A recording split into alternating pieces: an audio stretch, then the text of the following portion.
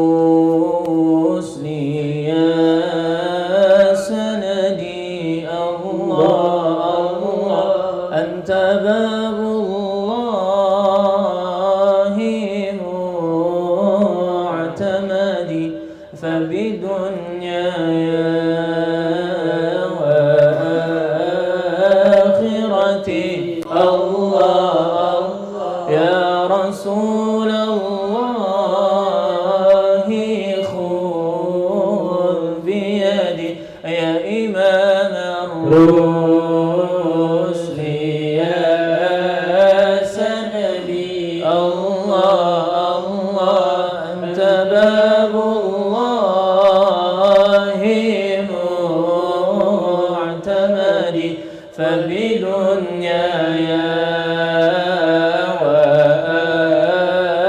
وآخرتي الله الله يا رسول الله خذ بيدي. Boleh dibuka HP-nya kalau ada paket, dibuka sholawat ya Imam ar-Rusli ya sanadi. Coba liriknya. أقسما بالنجم حين هوى الله ما المعافى والسقيم سوى فاخلع الكونين عنك سوى الله حب مولى العرب والعجم يا إمام الرسل يا سندي أنت باب الله معتمدي فبدنياي وآخرتي الله يا رسول الله خذ بيدي سيد السادات من مضر غوث أهل الباب والحضر صاحب الآيات والسور منبع الأحكام والحكم يا إمام الرسل يا سندي الله أنت باب الله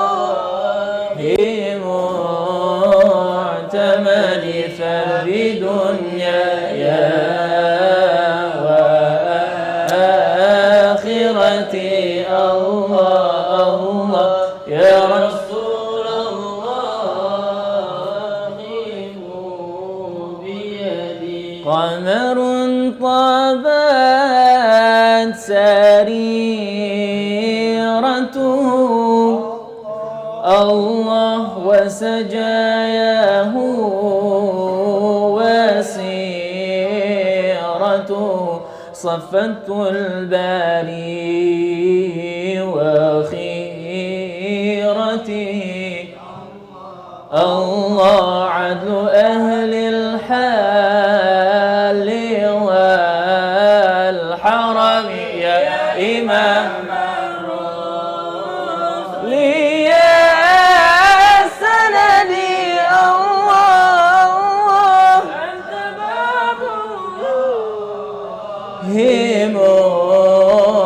معتمدي فبدنياي وآخرتي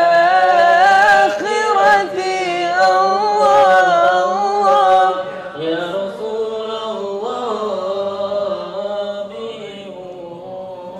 بيدي ما رأت عين وليس ترى طه في الورى بشرا خير من فوق الثرى أثرا طاهر الأخلاق والشيم يا إمام الرسل يا سندي الله الله سلام الله معتمدي فبدنيا يا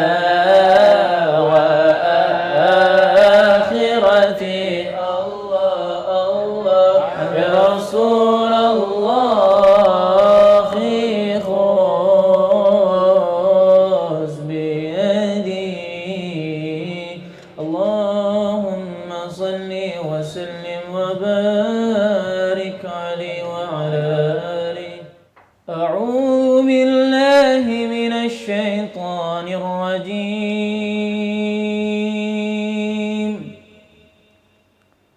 بسم الله الرحمن الرحيم.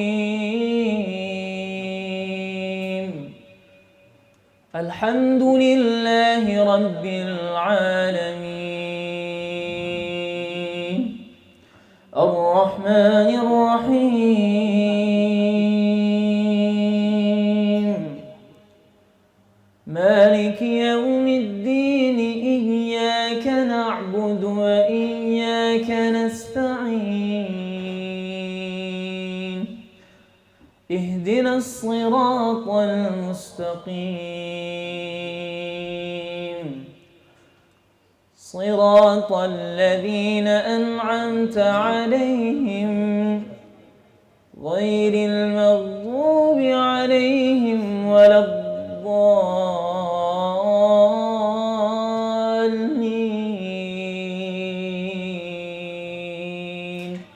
آمين.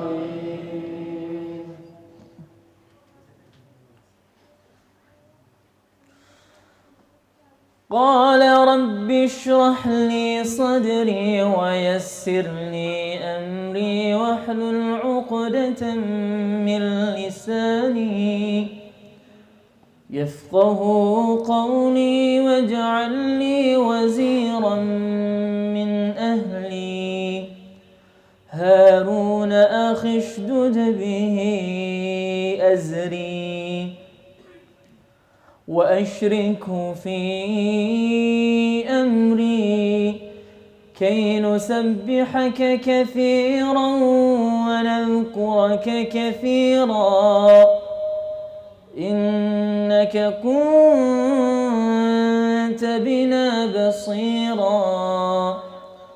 قال قد أوتيت سؤلك يا موسى ولقد مننا عليك مرة أخرى إذ أوحينا إلى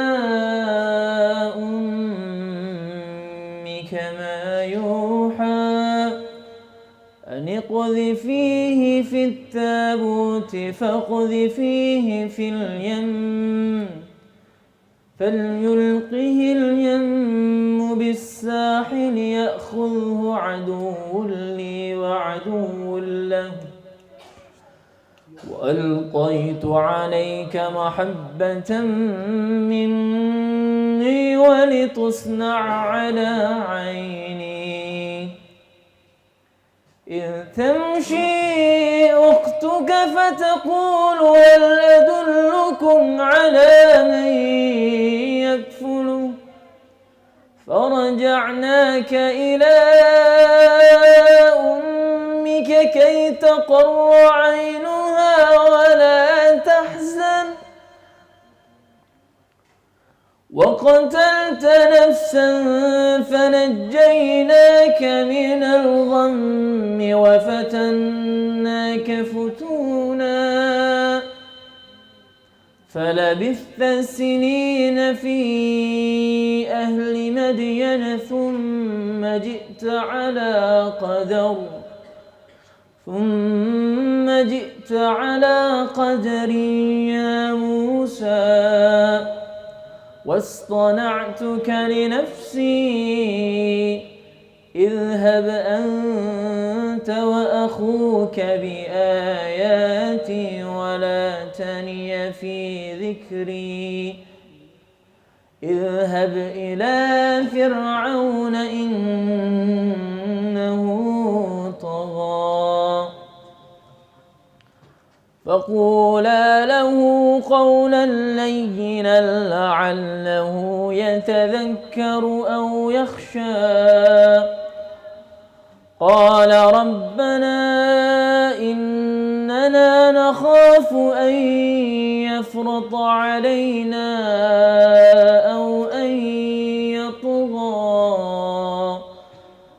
قال لا تخافا إنني معكما أسمع وأرى فأتياه فقولا إنا رسولا ربك فأرسل معنا بني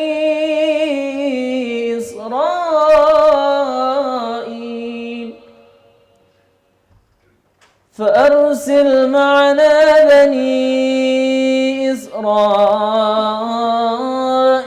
ولا تعذبهم قد جئناك بآية من ربك والسلام على من اتبع الهدى إنا قد أوحي إلينا أن العذاب على من كذب وتولى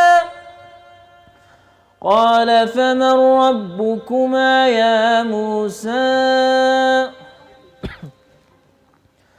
قال ربنا الذي أعطى كل شيء خلقه ثم هدى صدق الله العلي العظيم اللهم صل وسلم وزد وبارك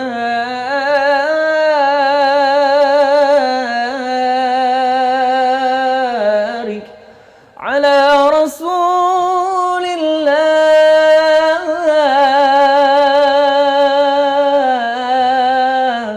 وآله الأطهار على رسول الله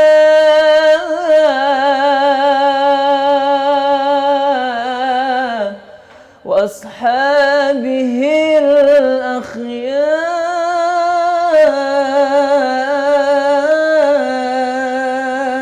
الأخيار والسلام عليكم ورحمة الله وبركاته. Bismillahirrahmanirrahim. Assalamualaikum warahmatullahi wabarakatuh.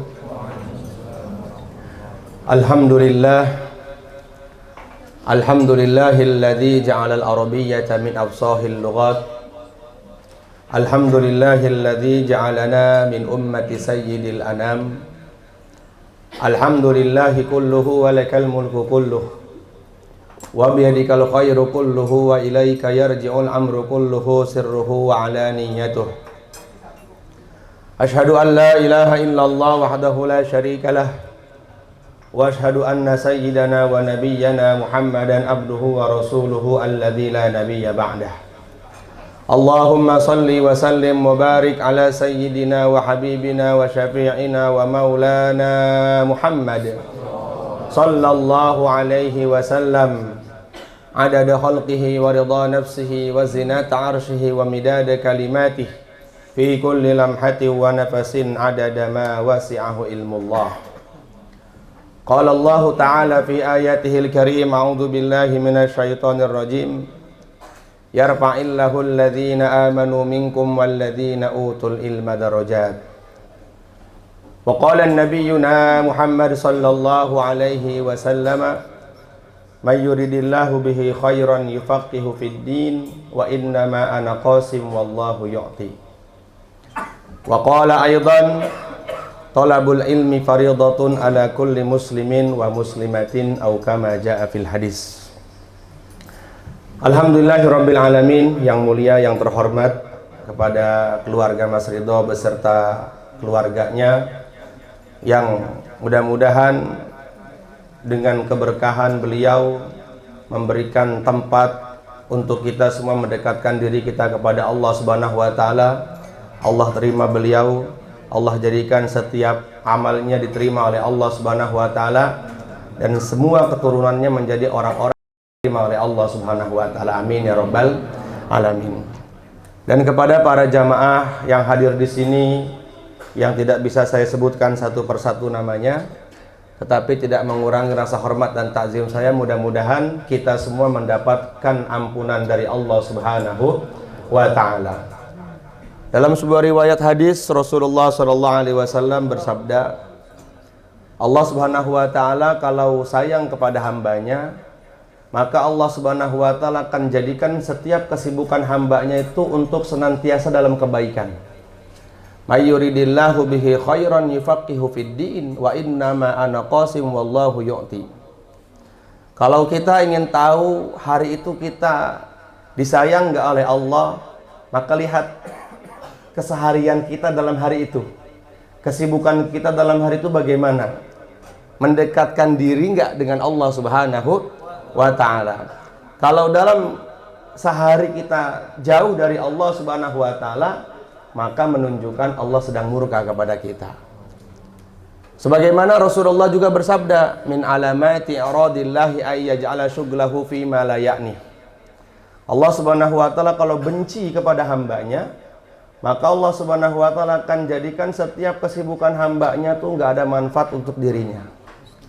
Jangankan untuk orang lain, untuk dirinya aja nggak ada manfaatnya. Maka kita ini bersyukur sekali, dari banyak manusia yang Allah ciptakan, kita adalah orang-orang yang dipilih oleh Allah Subhanahu wa taala untuk duduk dalam majelisnya Rasulullah sallallahu alaihi wasallam. Dalam riwayat hadis Nabi juga mengatakan, idza aradta an tanzura ila majalisil anbiya fangdur ila majalisil ulama. Kata Nabi, kalau kamu ingin melihat majelisnya para nabi, maka lihatlah majelis ilmu. Jadi kalau kita pengen tahu majelisnya para anbiya, maka lihatlah majelis ilmu. Berarti pada hakikatnya, zahirnya kita duduk di majelis ngaji plo, zahirnya kita duduk di rumahnya Mas Ridho, tapi pada hakikatnya kita sedang beruduk di majelis-majelisnya para anbiya.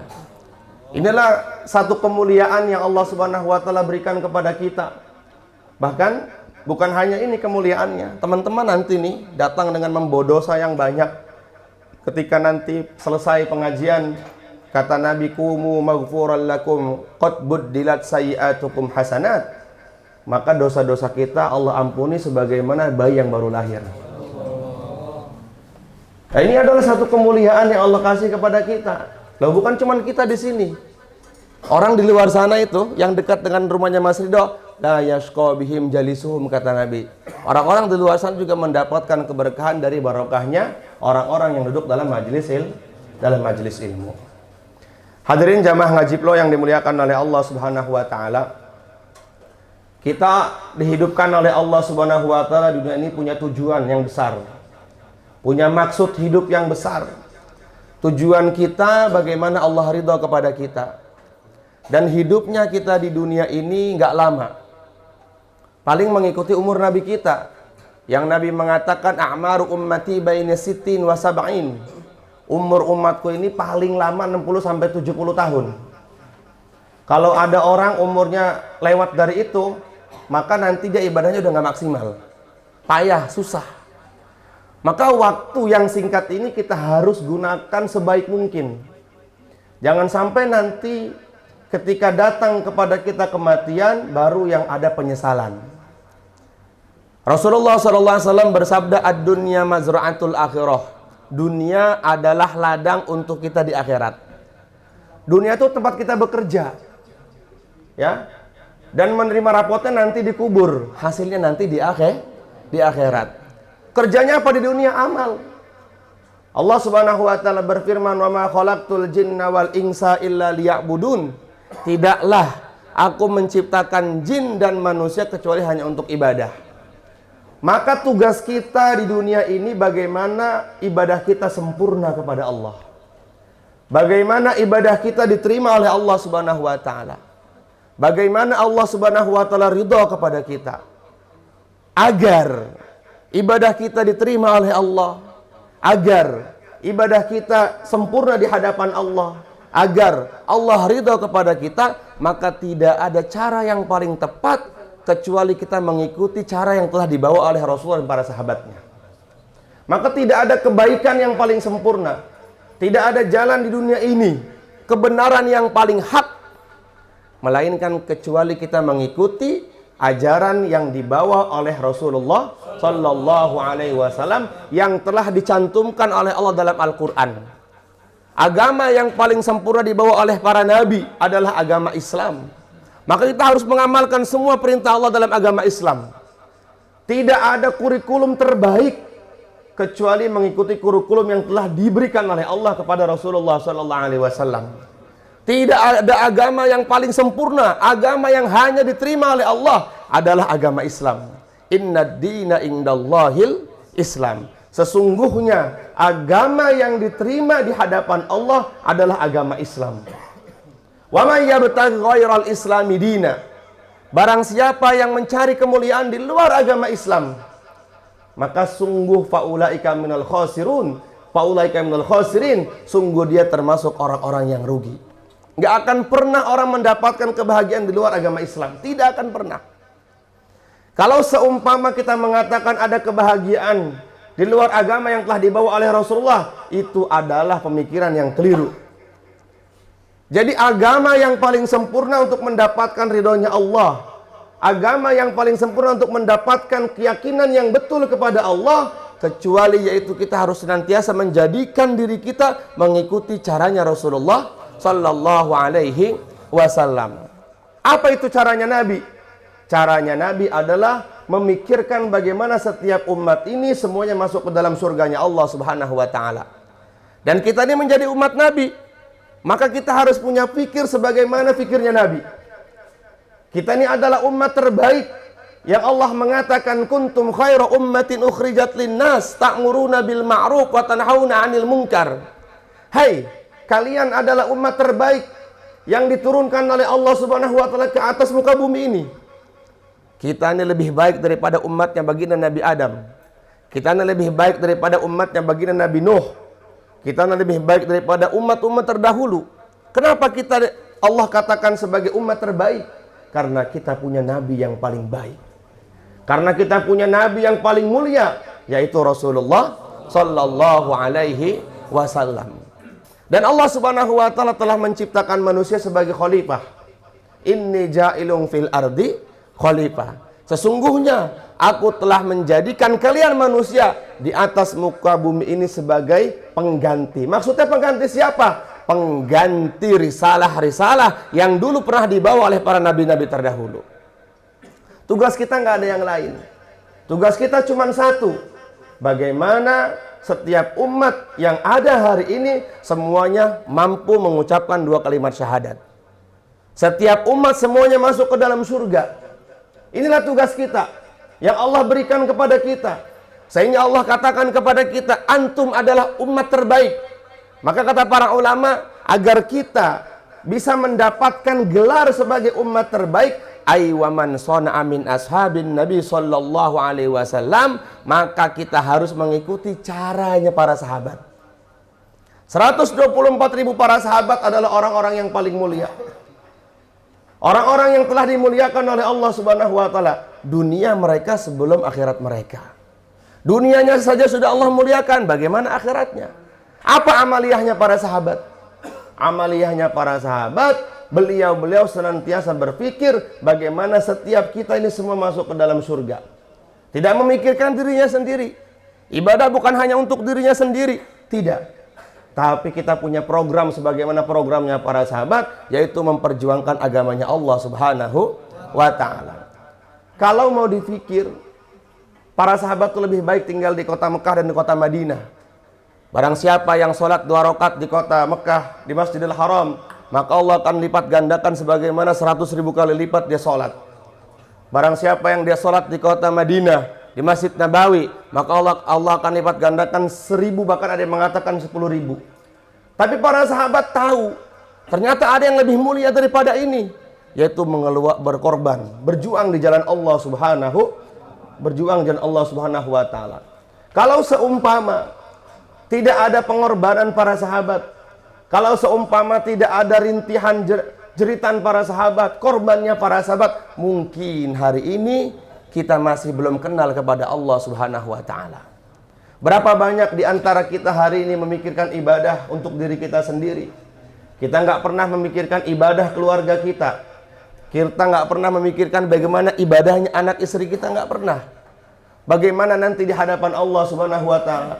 Para sahabat berkorban, lehernya putus. Para sahabat berkorban, matanya keluar dari tempatnya, terbunuh.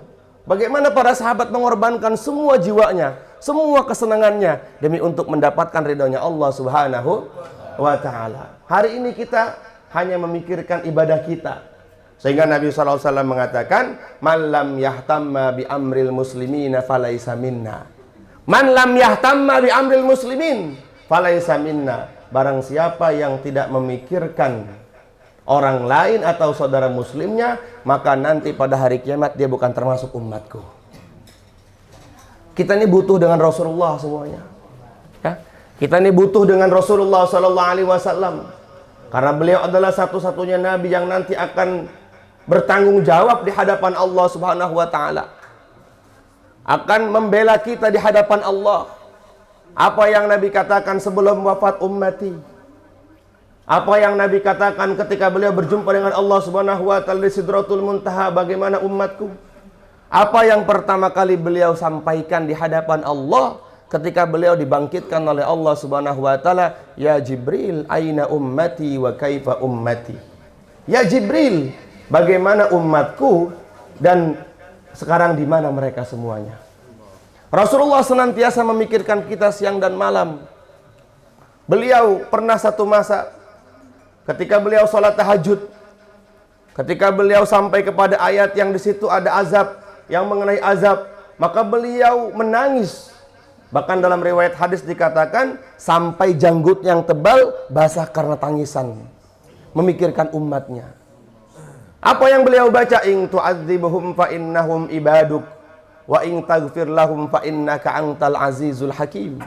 Ya Allah, kalau engkau azab mereka, mereka adalah hambamu ya Allah. Menangis Rasulullah. Tangisan beliau. Beliau adalah nabi yang paling sempurna, yang ketika para nabi semuanya sudah menduduki singgasananya masing-masing, tapi beliau mencari umatnya. Di mana umatku ya Allah? Bagaimana keadaan umatku ya Allah? Padahal kalau kata guru kami Kiai Uzairon, beliau mengatakan Allah yarham qaddasallahu sirrah. Kiai Uzairon mengatakan pada hari itu sebenarnya sudah tidak ada lagi yang namanya tanggung jawab.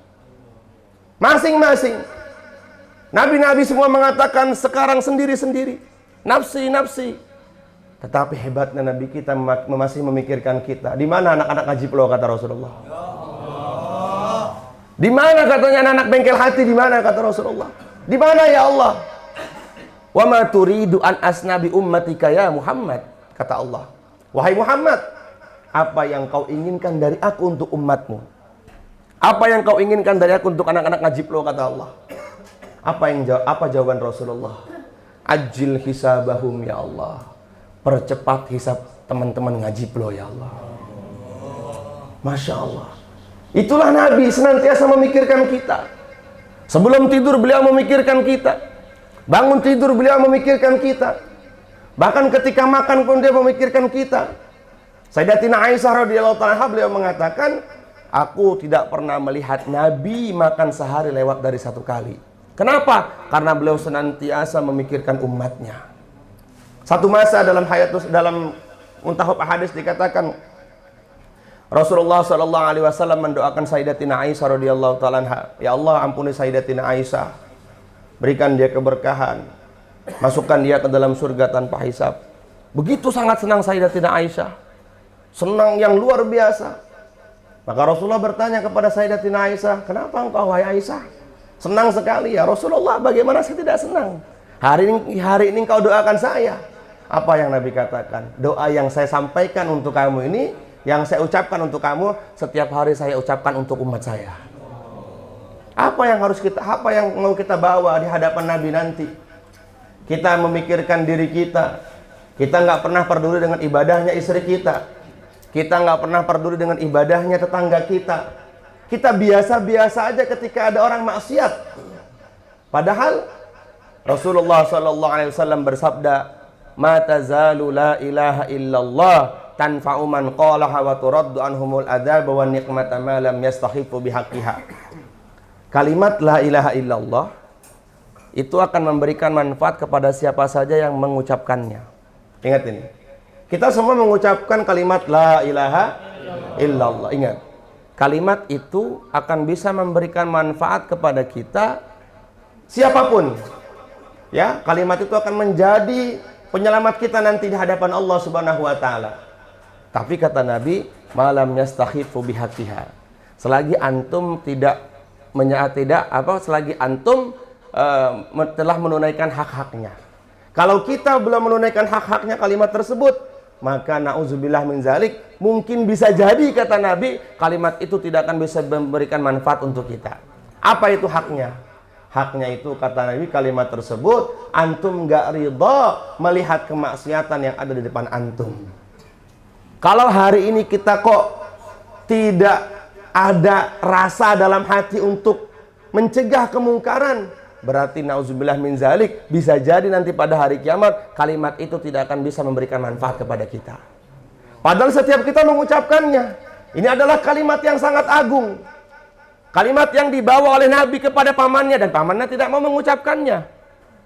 Ya. Kalimat yang dibawa oleh Nabi Nuh untuk keluarganya, tetapi istri dan anaknya tidak mau mengucapkannya. Sehingga ketika Nabi Nuh alaihissalatu wassalam, beliau menangis kepada Allah Subhanahu wa taala, mengatakan, "Ya Allah, itu adalah keluarga saya. Dia adalah istri saya, dia adalah anak saya." Apa jawaban Allah? "Ya Nuh, innahu laisa min ahlik, innahu amalun ghairu shalih." Wahai Nuh, dia bukan keluarga kamu, Nuh. Kenapa? Karena dia tidak mau mengucapkan kalimat la ilaha illallah. Kalimat ini pernah ditawarkan oleh Nabi Ibrahim kepada Namrud. Kalimat ini pernah ditawarkan oleh Nabi Ibrahim kepada Azar sebagai pamannya. Yang dalam riwayat mengatakan bahwasanya Azar itu adalah pamannya Nabi Ibrahim alaihissalatu wassalam. Sebagian mengatakan bapaknya. Tetapi kalimat ini juga akan memberikan manfaat kepada kita kalau kita senantiasa mengamalkan semua hak-haknya. Jangan sampai kita tidak menunaikan hak-haknya. Apa itu? Hak-haknya kalimat tersebut. Wa mal istighfaru bihaqqiha ya Rasulullah yadharul amalu bima'asillah. Ya, kalimat ini akan memberikan manfaat kepada antum semua kata Nabi kalau antum semua menunaikan kewajibannya. Apa kewajibannya? Mengajak orang untuk taat kepada Allah Subhanahu wa taala. Kita ajak saudara kita. Kita ajak bagaimana istri kita untuk senantiasa taat kepada Allah. Jangan sampai ketika istri belum masih maksiat kepada Allah Subhanahu wa taala tapi kita diam aja. Enggak. Istri harus taat kepada suami, jelas harus taat kepada suami, ya. Taatnya istri kepada suami selagi perintahnya yang di situ tidak bertentangan dengan syariat Allah Subhanahu wa taala. Kalau ada suami yang memerintahkan kepada keburukan untuk membuka auratnya, maka jangan ditaatin, nggak boleh, haram hukumnya. Nabi mengatakan la ta'ata li makhluqin fi ma'siyatil khaliq. Gak boleh taat kalian wahai wanita kepada suami kalian apabila suami kalian memerintahkan kepada kalian yang bertentangan dengan syariat Allah Subhanahu wa ta'ala. Maka kalau Nabi SAW bersabda, kalau seumpama ada perintah sujud yang dibolehkan oleh Allah Subhanahu wa ta'ala, sujud kepada selain Allah, maka yang aku perintahkan pertama kali sujud adalah seorang istri sujud kepada suaminya. Saking pentingnya taat kepada suami. Walaupun suaminya orang ahli maksiat. Maka ketika dia memerintahkan kepada kebaikan, taatilah. Tapi kalau dia memerintahkan kepada perkara yang haram di dalamnya, maka jangan ditaati.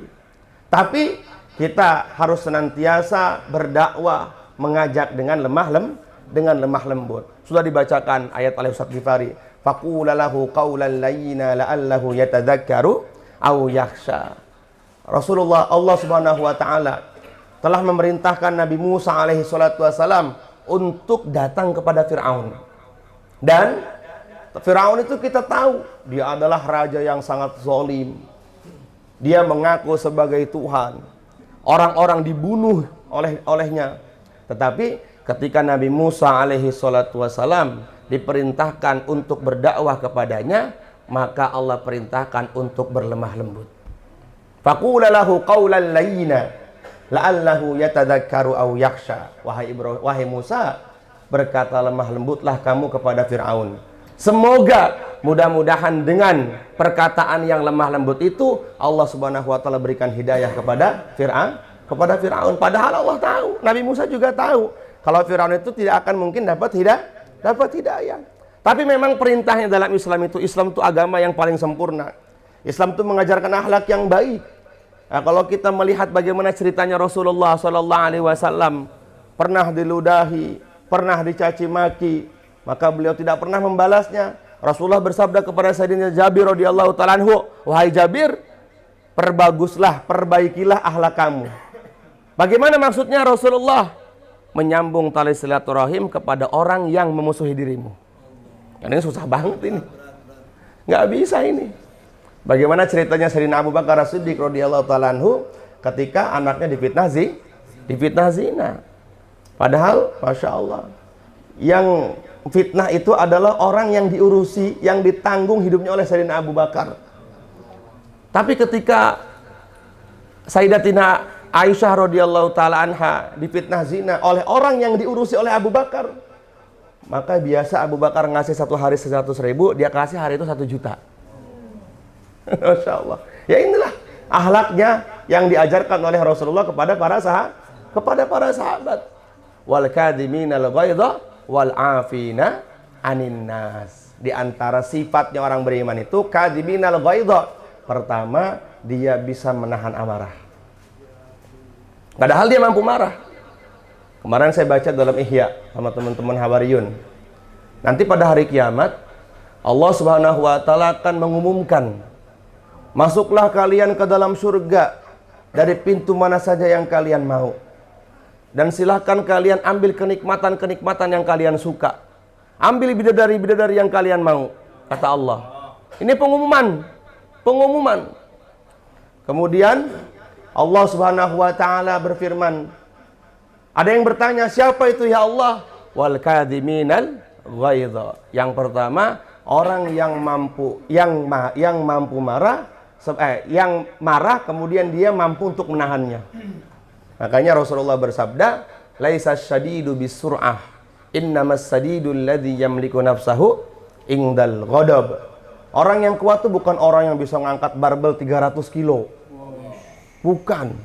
Orang yang kuat itu bukan orang yang bisa ngangkat motor sendiri dengan tangan satu, enggak. Orang yang kuat itu bukan orang yang setiap hari menang tancong, enggak. Nabi mengatakan dalam hadis Bukhari, orang yang kuat itu siapa? Orang yang ketika marah dia mampu menahannya. Padahal dia mampu marah.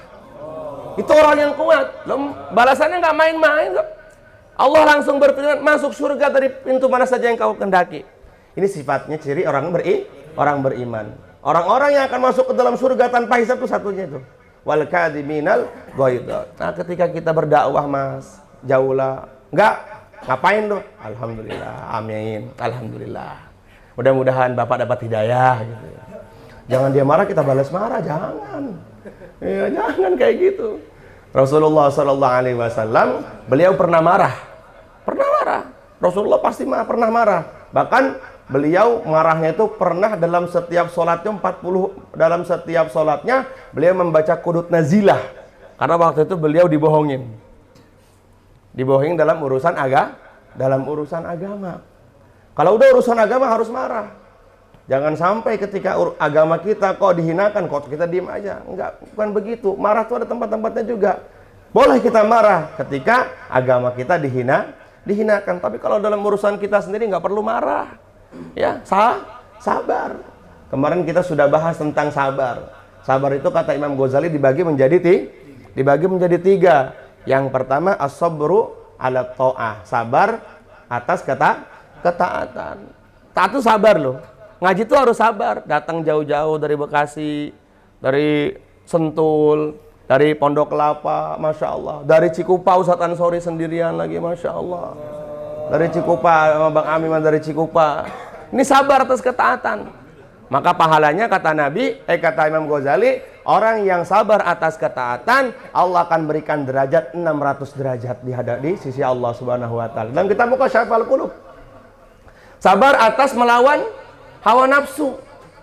Pengennya tidur sekarang ini, pengennya berzina, pengennya pijit, pengennya segala-galanya, pengen itu semua. Tapi kalau kita sabar atas kemaksiatan, maka Allah akan berikan kepada kita 700 derajat di surganya Allah Subhanahu wa taala. Ya Allah, hari ini kok pengen maksiat banget ya. Ya Allah, hari ini kok pengen zina saya. Ya Allah, hari ini kok saya pengen minum khamar. Sabar. Ya Allah, sabar ya Allah. Ya, sabar. Dan tidak ada balasan buat orang-orang yang sabar kecuali surga. Apa sih surga itu? Surga itu tempat yang dalamnya setiap hari pasti tambah kenikmatan. Setiap hari pasti tambah kenikmatan.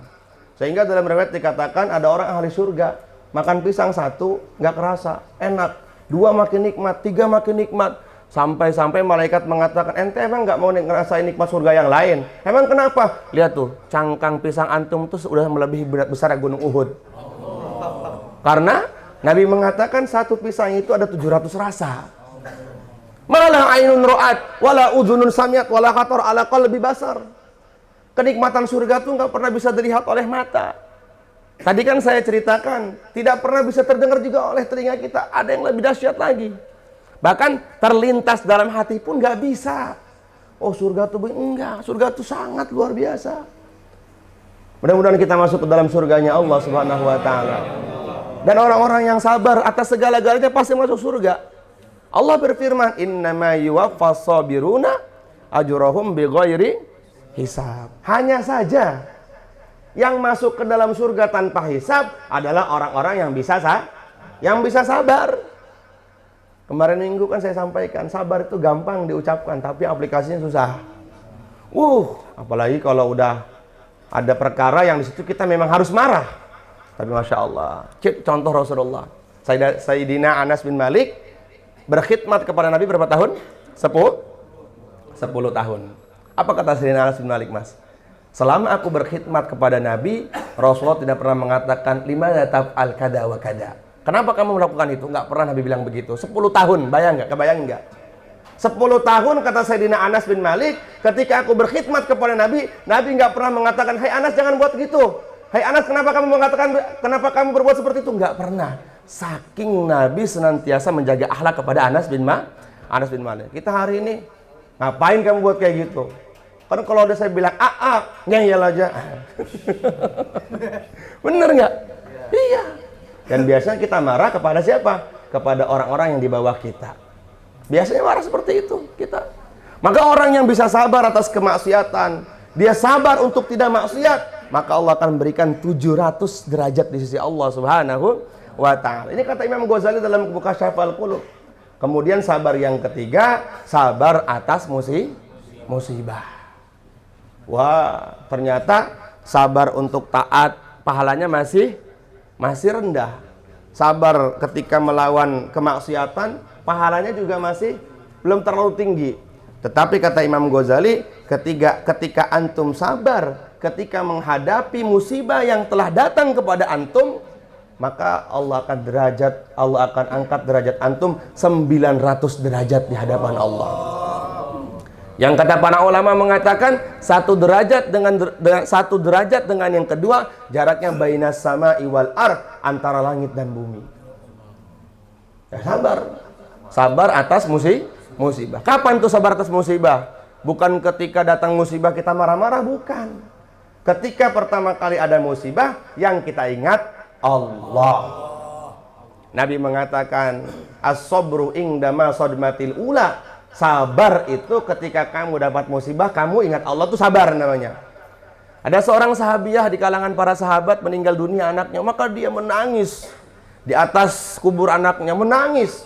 Kata Nabi, andaikan kamu sabar, maka Allah akan berikan surga untuk kamu. Ya Rasulullah, sekarang saya sabar. Oh enggak, kamu udah enggak sabar, kata Nabi. Sabar itu ketika kamu dapat musibah, yang pertama kali kamu ingat adalah Allah, itu adalah sabar. Bagaimana ayatnya Ustaz? Alladzina idza asabathum musibah qalu inna lillahi wa inna ilaihi rajiun. Jadi inna wa inna ilaihi rajiun itu bukan hanya buat orang mati. Kesandung juga innalillahi, jangan kesandung sial, jangan. Ya, kata Nabi apa? Ajaban li amril mu'minin, in asabahu khairan syakar. Saya bingung, kata Rasulullah, sama orang beriman nih. Kalau dia mendapatkan keuntungan, kalau dia mendapatkan nikmat, dia syukur. Wa in asabahu syarran sabar. Kalau dia dapat musibah, dia sabar. Syukur dia dapat pahala, surga, sabar dapat pahala. Orang beriman tuh, jangankan sakit parahnya, sakit pusingnya aja, sakit panasnya aja, sakit kesandungnya aja dapat pahala kalau dia sabar. Ya, jangan bilang, sial, coba gua nggak lewat sini, mungkin nggak akan pecah ban motor gua, nggak gitu. Ya, wa idza fa'altu kada wa kada, walakin qulu qadarullah ala ma syaa fa'al, kata Nabi. Ketika ada musibah, semua takdir Allah. Kayak Amir Andi, qadarullah, ya misalnya. Dikit-dikit qadarullah. Ya kadang-kadang kesel juga sih ya. Ini gimana sih Mir kok begini? Kata Mas Ridho, ini Mir gimana? Qadarullah, Bos. Qadarullah. Tapi kalau udah bilang qadarullah, udah selesai udah. Udah selesai. Udah nggak bisa ngapa-ngapain kita. Ya itu semua takdir Allah kok. Ya kan? Kullu min indillah, kata Nabi, setiap segala sesuatu dari Allah Subhanahu wa taala. Iya. Kita udah serius nih nanya begini. Udah Bos, qadarullah. Udah. Masalah itu akan selesai kalau sudah bilang qadarullah. Sudah tidak akan ada lagi perdebatan ya Mas ya. Angel katanya. Sabar. Jangan bilang tapi juga.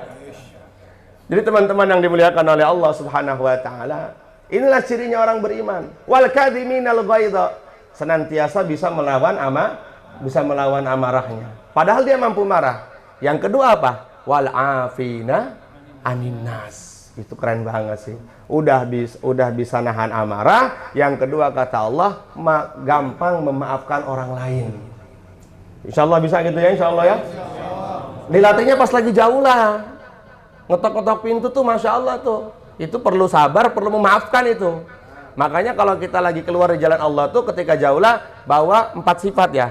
Fikir, zikir, syukur, sabar. Iya, karena nanti di luar sana tuh akan menemukan banyak orang yang sifatnya beda-beda itu. Kita harus pikir bagaimana setiap orang yang kita jumpai adalah umat Nabi. Lihat kebaikannya, walaupun dia ahli maksiat. Masya Allah, antum ini adalah orang ahli surga. Kenapa? Antum punya iman kok. Ya, sekecil-kecilnya iman, Allah akan ganti dengan surga yang luasnya 10 kali lipat dunia.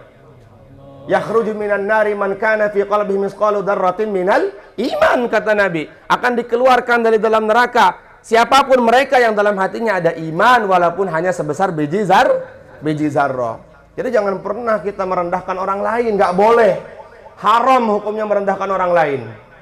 Ya, kata Imam Ghazali dalam Ihya, ada 6 perkara yang menggerogoti amal. Saya nggak bahas semuanya. Di antaranya adalah al-ishtighal bi'uyubin nas. Sibuk mencari kesalahan orang lain dan sibuk merendahkan orang lain. Hati-hati nih. Amal kita banyak. Dia puasa, dia zakat, dia haji, dia umroh. Dia beramal, dia tahajud. Tetapi merendahkan orang lain, ishtighal. Ya, hancur semua amalnya di hadapan Allah Subhanahu wa ta'ala. Merendahkan orang lain, merasa i'jab. Wah, kamu nih kalau nggak ada saya nggak bisa apa-apa kamu nih. Syukur kamu tinggal di tempat saya. Kalau nggak ada saya kamu nih nggak akan hidup. Hati-hati tuh kayak gitu tuh. Hancur semua amal kita itu. Nauzubillah min zalik. fikir, zikir kita, nggak boleh bercanda. Ya, Allah Subhanahu wa Ta'ala akan senantiasa menjabat tangan kita dimanapun kalau kita di mana-mana berzikir. Alladzina yazkurunallaha qiyaman wa qu'udan wa 'ala junubihim wa yatafakkaruna fi khalqis samawati wal ardh. Orang-orang yang senantiasa berzikir, dalam keadaan berjalan dia zikir, dalam keadaan duduk dia zikir, tidur dia zikir. Mereka adalah orang-orang yang nanti akan mendapat salam dari Allah Subhanahu wa Ta'ala. Senantiasa kita basahi lidah kita dengan berzikir kepada Allah Subhanahu wa Ta'ala. Ya, nanti pada hari kiamat Allah akan memanggil, siapakah di antara orang yang sedang berzikir kepada aku, kata Allah. Maka sama mereka akan mendapatkan derajat-derajat yang tinggi di hadapan Allah Subhanahu wa Ta'ala. Coba di sini yang zikir istighfar 100 kali sehari angkat tangan. Sholawat 100 kali. Tasbih, takbir, tahmid 100 kali. Alhamdulillah. Yang lain mana ini? Ya, pengen diampunin dosa tapi nggak istighfar, gimana sih? Ya, maka sepakat nih, cara cepat untuk mendapatkan ampunan Allah dengan istighfar. Walaupun memang nanti ada hadis-hadis yang lain, nggak harus dengan istighfar. Ana wa kafilul yatim kahataini fil jannah. Aku bersama orang yang senantiasa ngurusin anak yatim atau baik kepada anak yatim akan seperti ini dalam surga. Itu juga bisa mendapatkan ampunan Allah Subhanahu wa Ta'ala. Ada seorang wanita pelacur, dia memberikan air kepada seekor anjing yang sedang kehausan. Allah terima, akhirnya dia masuk ke dalam surga. Tapi sepakat Allah katakan dalam Al-Quran, siapa yang ingin mendapatkan ampunanku, maka berzikirlah kalian kepada aku. Istighfar kepada Allah Subhanahu wa Ta'ala. Kemudian kita harus bawa sifat apa? Syukur. Syukur Allah pilih kita dalam usaha agama, Allah pilih kita dalam kebaikan-kebaikan. Dari banyak manusia yang hidup, Allah pilih kita untuk senantiasa bisa memikirkan orang lain tuh, Masya Allah, luar biasa. Ya, berpikir sesaat memikirkan orang lain supaya masuk ke dalam surga, itu lebih baik beribadah, lebih baik daripada beribadah 70 tahun. Alhamdulillah, setelah kita kenal usaha dakwah, risau. Sama teman nggak ke masjid tuh risau. Sama orang di luar tuh nggak sholat tuh risau kita. Sama istri yang belum menutup aurat dengan seperti itu risau. Kenapa? Punya tanggung jawab. Ngerasa kalau saya nanti salah, nanti kalau saya nggak berpikir, kalau saya tidak mengajak. Karena nanti di hadapan Allah kita akan semuanya akan saling bermusuhan. Yang keempat apa? Harus bawa sifat sabar. Masya Allah. Tadi lagi-lagi sabar itu memang top. Ya, maka Rasulullah mengatakan ada 2 kunci hidup. Kalau kita berpegang teguh dengan 2 ini, maka insya Allah Allah akan berikan kepada kita kemudahan dalam hidup kita. Yang pertama, bersyukur atas setiap keadaan yang Allah berikan kepada kita, bersabar atas musibah yang telah menimpa kita. Syukur dengan sabar ini adalah 2 amal yang harus kita masukkan, usaha kita masukkan ke dalam hati. Ya, insya Allah ya. Kemudian di antara sifatnya orang beriman, wal afina aninnas, mudah memaafkan. Jangan emosian. Udahlah maafin aja lah, bismillah. Bismillah saya maafin dia. Bahkan ada seorang sahabat ketika beliau datang ke dalam majelis Nabi, dia telat. Maka Nabi mengatakan, ahli surga telah datang. Saya lupa siapa namanya, tahu nggak? Dalam Fadhil Amal itu siapa namanya? Siapa nama sahabat yang dikatakan ahli surga sama Nabi itu? Siapa yang tahu? Ayo, ibu-ibu yang suka baca Fadhil Amal.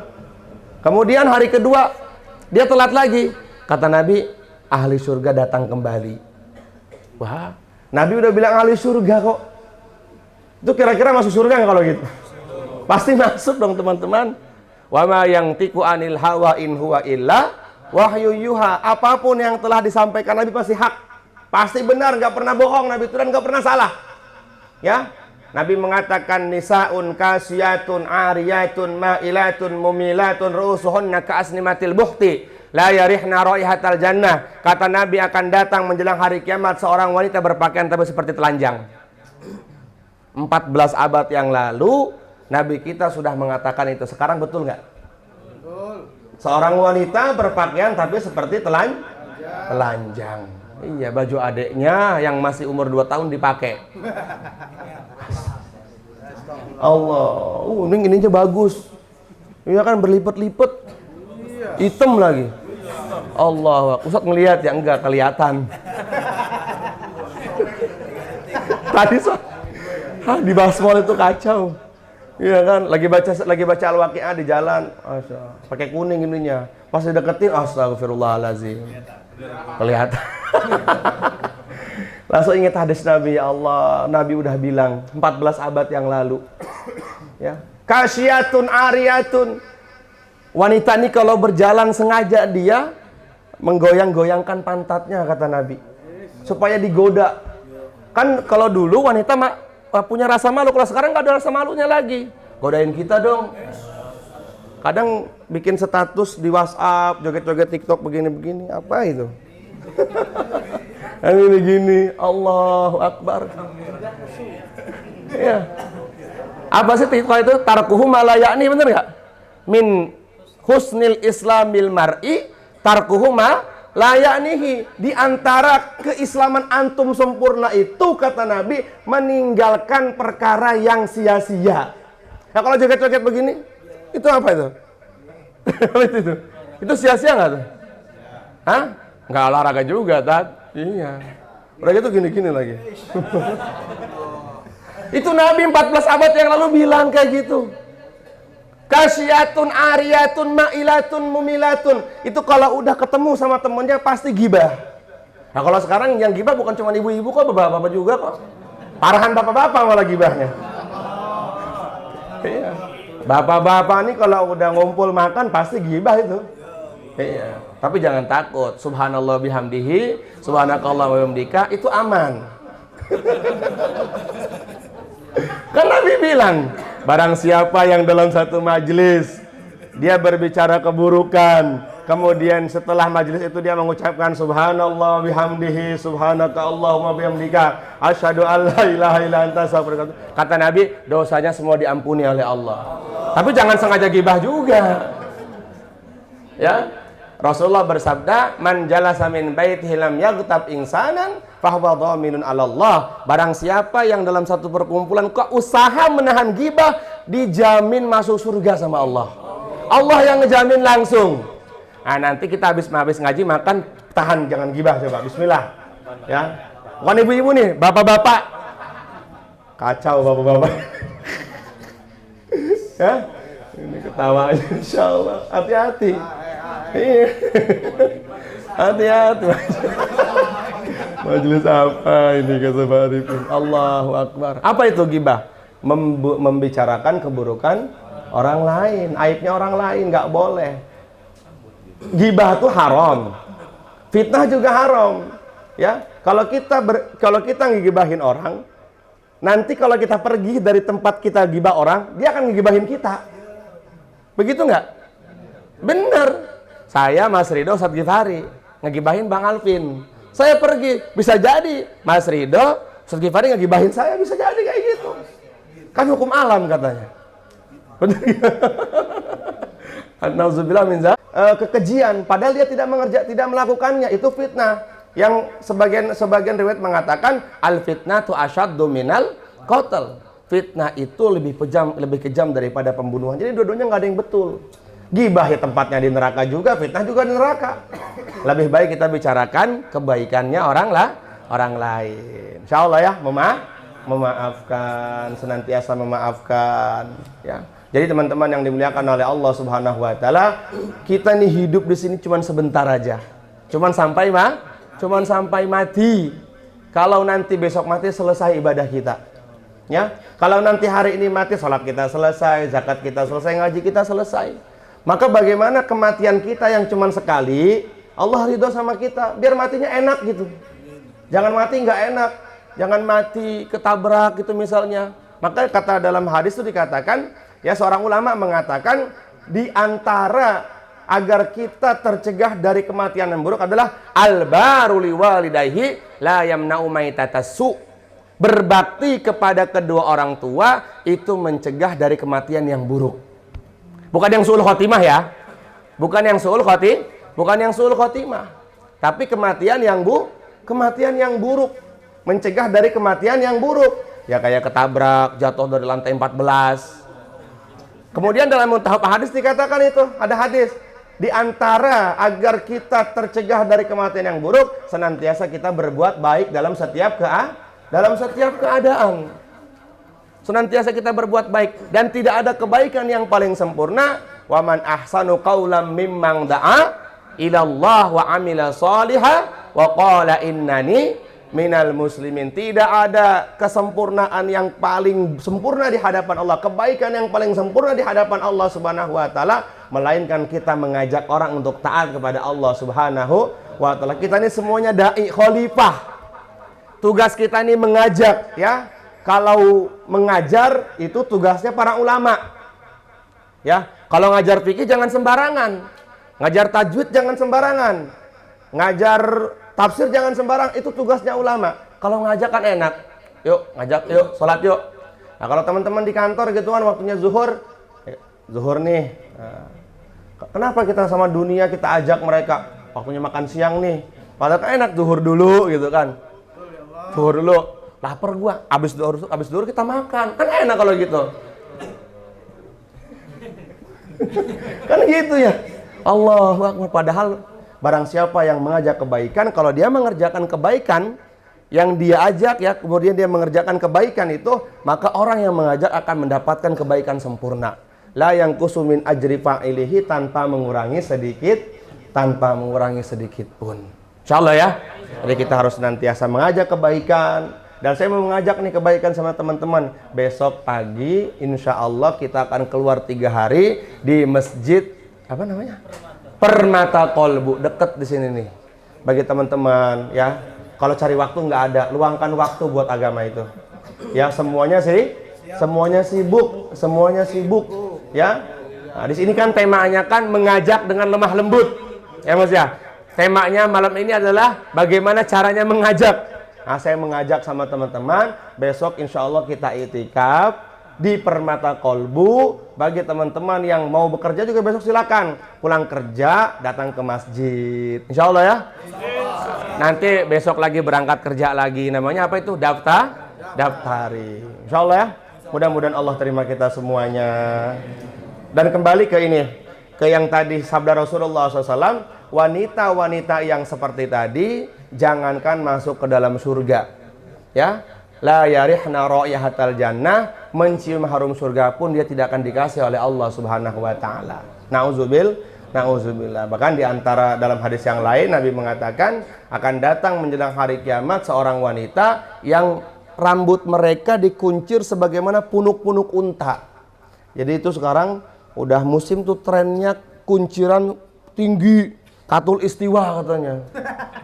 Wah, kayak gitu. Oh, ternyata Nabi udah bilang dulu ya, Masya Allah. Jadi kita harus percaya omongan Nabi daripada matahari yang tiap hari terbit di arah timur. Nanti akan datang satu masa matahari akan membohongi kita menjelang hari kiamat. Jadilah seperti Abu Bakar As-Siddiq. Dia mengatakan, la in qala ab'ada min zalika fa usaddiquhu. Kalau yang berbicara itu Nabi Muhammad, jauh lebih dari itu pun aku sangat percaya. Insya Allah ya.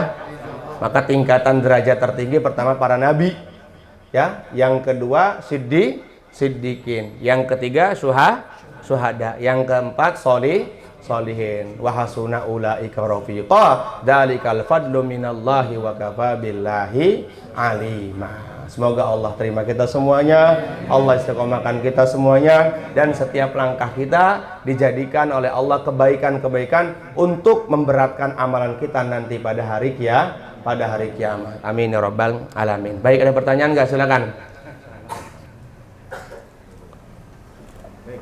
Baik, assalamualaikum warahmatullahi wabarakatuh, Ustaz. Assalamualaikum warahmatullahi wabarakatuh. Baik, perkara memaafkan, Pak. Jadi hari ini kalau memaafkan masalah yang kecil-kecil itu insya Allah sudah teruji, karena selalu kumpul sama orang soleh ya, teruji. Cuman ini menurut saya ini malah permasalahannya sama Ustadz kan. Berat ini saya ini memaafkan susah.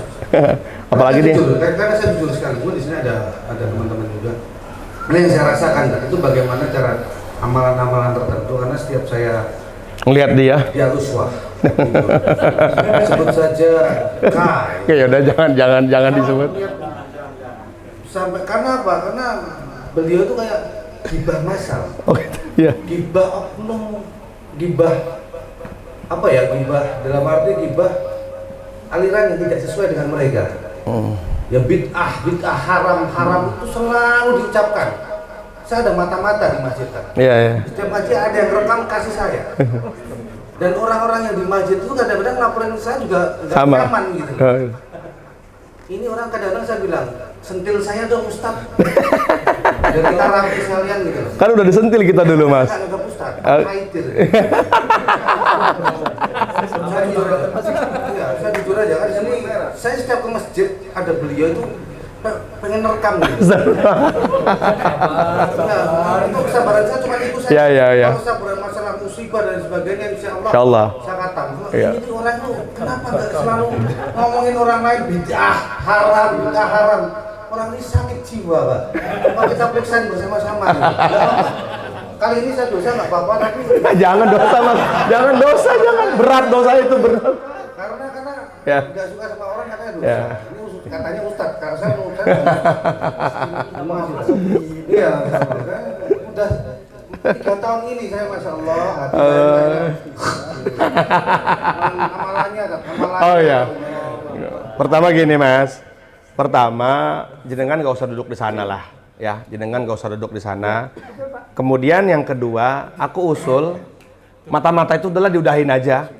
Karena kalau kita makin nyuruh mereka sehingga kita ngedenger, makin emosi kita jadinya. Sehingga nanti nggak kelar-kelar juga. Itu kedua sih ya. Pertama jangan duduk di sana.